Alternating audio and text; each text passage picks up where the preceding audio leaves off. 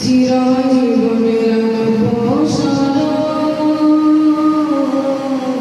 কবু ভুলব না জেনে বুঝে মানলে কোরআন হাফেজ হওয়ার পরে বেহেশতে সুপারিশ করো আপনজনের তরে জেনে বুঝে মানলে কোরআন হাফেজ হওয়ার পরে বেহেশতে সুপারিশ করো আপনজনের তরে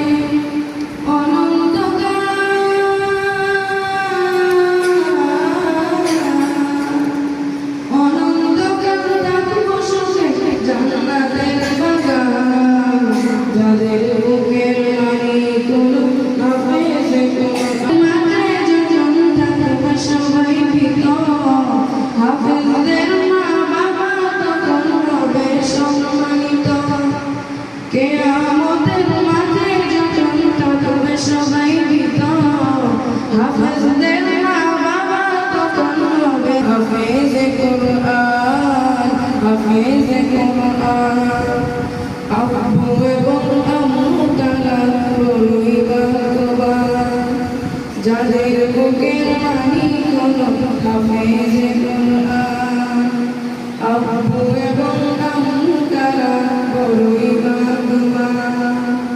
যাদের বুকের মালিক হলো হাফেজে কোরআন। আসসালামু আলাইকুম। الصلاة والسلام على أشرف الأنبياء والمرسلين وعلى صلى الله عليه وسلم خيركم من تعلم القرآن وعلمه.